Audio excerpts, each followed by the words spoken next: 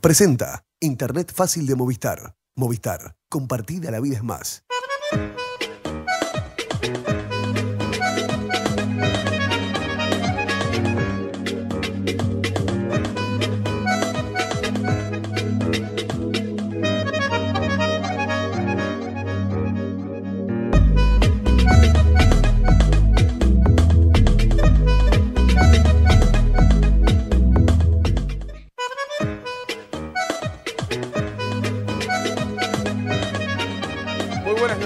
Bienvenidos a Claves Políticas. Estamos en Nuevo Siglo TV con otro capítulo de este programa que procura dar la información clave para comprender la realidad política nacional. Vamos a estar hablando de distintos temas hoy. Vamos a estar hablando del Partido Nacional después de la renuncia del senador Luis Alberto Lacalle, después del paso al costado anunciado por Lacalle en lo que es la presidencia del directorio, pero también en lo que es la carrera electoral hacia las próximas elecciones. Vamos a estar con el diputado José Carlos Cardoso de Unidad Nacional conversando sobre todos estos temas y otros también del debate legislativo, pero fundamentalmente de hacia dónde va el Partido Nacional según la mirada de este legislador.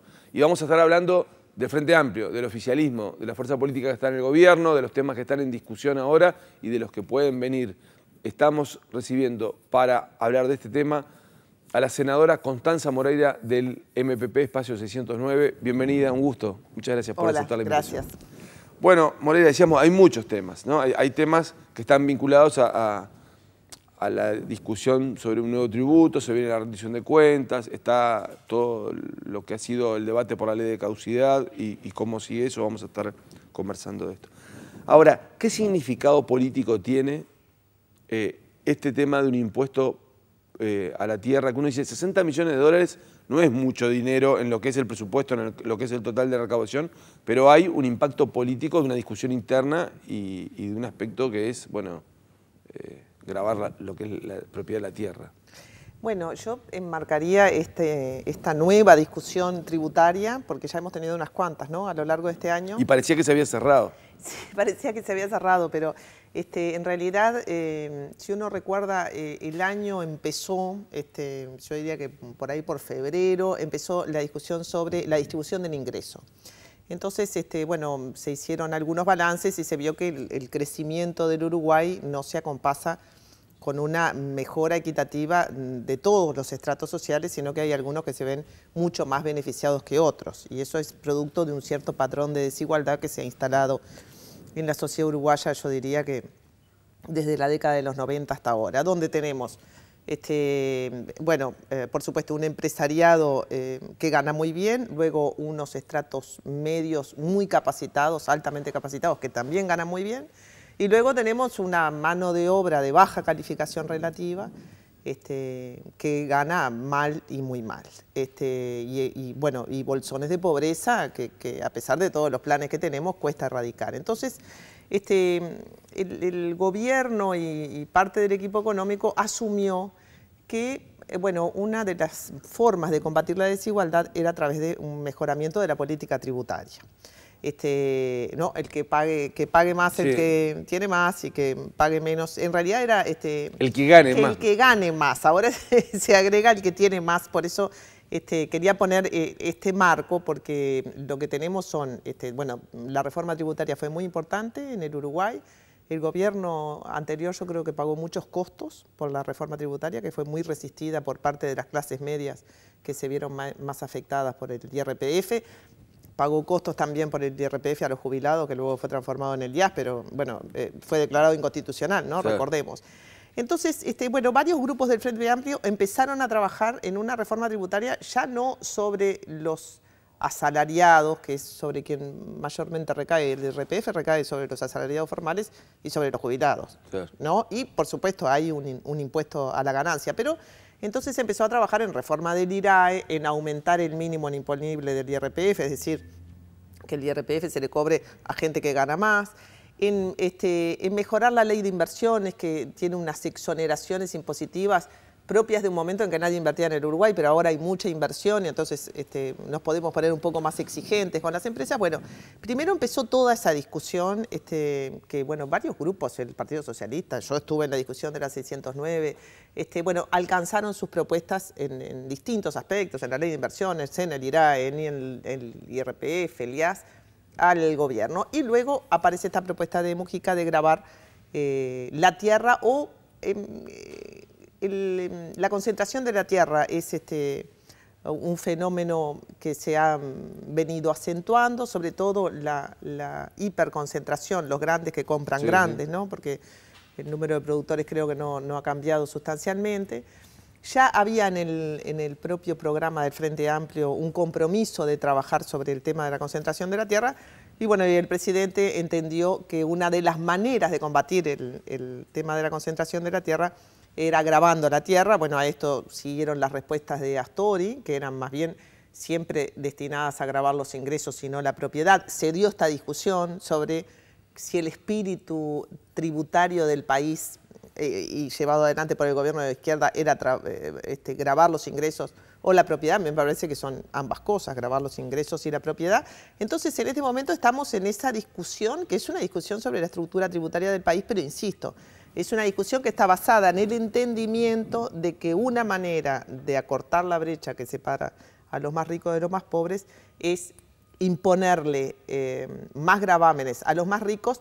¿Por qué? Porque ya ha pasado el tiempo suficiente como para que se haya perdido esta sensación de amenaza de que más gravámenes a los empresarios van a hacer con que los empresarios desinviertan o se vayan. Es decir, el Uruguay está más tranquilo respecto de sus inversiones. Ahora, más allá del dinero, yo decía un poco de lo que es la recaudación, hay un tema interno en el cual hay una pulseada en la cual jugó muy fuerte el vicepresidente con sus declaraciones públicas, ¿no? Porque digo, podía haber tenido un perfil muy bajo o más bajo, pero sin embargo salió muy fuerte con eso. Y el presidente impone su decisión diciendo, bueno, esto es lo que yo quiero y esto es lo que se va a hacer. Y es como una batalla que el equipo económico, en el entendido de Astori, Fernando Lorenzo, Enrique Pintado y en este caso el Ministerio de Ganadería, Tabera Aguirre, una batalla que pierden. O sea, ¿cuál es usted además de ser senadora, es politóloga, pero es senador? ¿Cuál es el análisis que hacemos de eso?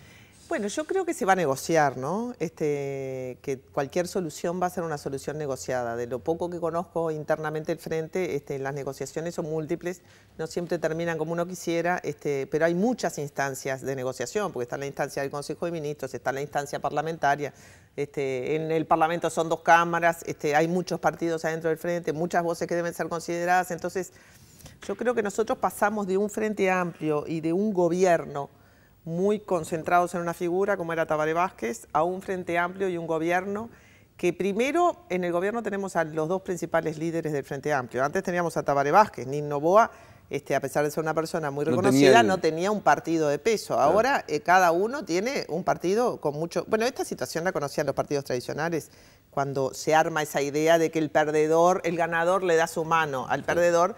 Arman un gran problema en realidad, ¿no? Porque es meter a 2 fracciones opositoras de un mismo partido en el gobierno. El Frente Amplio de alguna manera repitió ese esquema y entonces, uno no imaginaba que Nin Noboa le fuera a discutir una decisión a Tabaré Vázquez, pero en este contexto sí. Y además, bueno, el equipo económico, que en este periodo, por lo que me cuentan, yo es mi primer periodo, se ha mostrado bastante abierto a llevar sus propuestas al Parlamento. Bueno, no siempre es fácil dialogar con el equipo económico, primero porque ellos son los que tienen la expertise técnica sobre esos temas, no todos tienen formación económica y no todos conocen detalles de la política económica y no siempre están todos los elementos arriba de la mesa para que el Frente Amplio como partido, ya ni siquiera los parlamentarios, puedan discutir estos aspectos, porque bueno, finalmente es el partido Frente Amplio el que puso el tema de la concentración de la tierra y la discusión.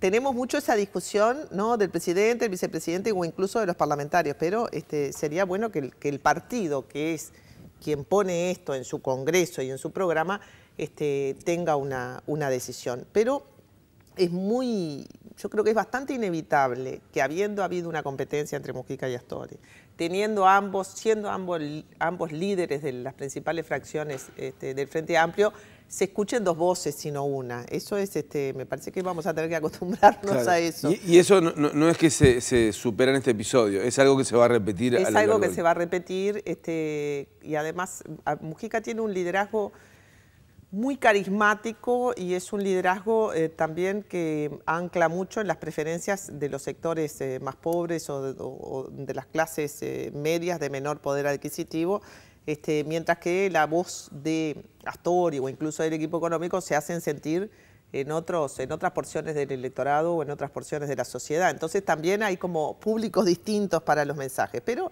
en última instancia yo quisiera creer, y luego cuando hablemos de la ley de caducidad verá por qué me cuesta creerlo, que el Frente Amplio como partido es el que tiene la voz cantante y la última razón en una contienda de este tipo. Y no una parte del Frente Amplio. No una parte. Creo que para las cosas que son muy medulares respecto de una política, el Frente Amplio es el que tiene que tomar posición.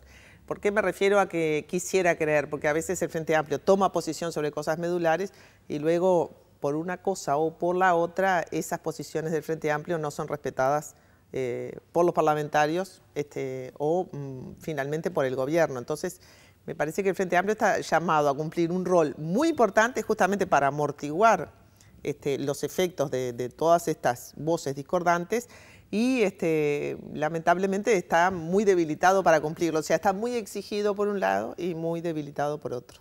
Está bien, ahí también hay que ver cómo es el juego, qué papel juegan los liderazgos, ¿no? Como decía, Mujica tiene un liderazgo distinto al de Tabaré Vázquez. El asunto es qué riesgos implica a veces un liderazgo en el cual deja mucho hacer.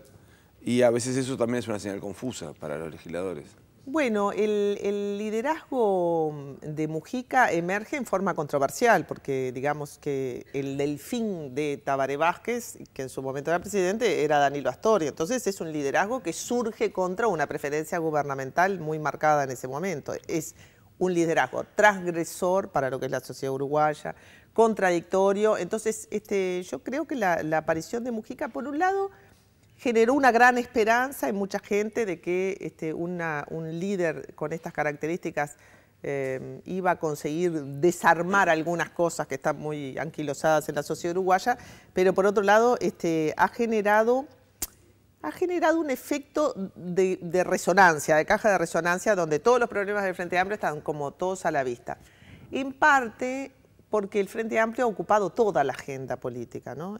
Toda la atención está sobre el Frente Amplio. El Frente Amplio también dentro de su interior expresa las distintas versiones de la sociedad, ¿no? Salvo un tema que es el de la seguridad pública, que ahí hay una cuña de la oposición metida en lo que es la agenda, ¿no? El principal tema de agenda de la oposición en este momento es el tema de la seguridad pública. Hay una especie de atrincheramiento de agenda, especialmente del Partido Colorado, pero que necesita además generar un hecho público, porque es el partido más chico de los tres, ¿no? El Partido Nacional está muy desplegado en distintos campos, el Partido Colorado está muy concentrado en el tema de la seguridad pública. A mí me parece bastante terrible que un país como el Uruguay tenga la seguridad pública como primer tema de agenda, no se lo merece realmente. Yo conozco bastante de América Latina ni en Brasil el tema de la seguridad pública es el primer tema en la agenda, y mucho menos para el Uruguay. Me parece que tiene que ser un tema, pero no el principal en la agenda. Pero sin duda en esto la oposición, pero especialmente el Partido Colorado, han construido el tema, construido opinión pública y construido posiciones, y bueno, están llevando adelante una campaña de recolección de firmas que cuando un partido de oposición lleva adelante la campaña, de los partidos tradicionales. Eso era patrimonio del Frente Amplio. No, bueno. No un partido de oposición, sino un partido tradicional. Un partido tradicional, claro. Bueno, vamos a ir a una pausa y vamos a seguir hablando de esto. No? Estamos en Claves Políticas aquí en Nuevo Siglo TV. Ya volvemos con la senadora Constanza Moreira del Frente Amplio y luego también vamos a tener la palabra del diputado del Partido Nacional, José Carlos Cardoso.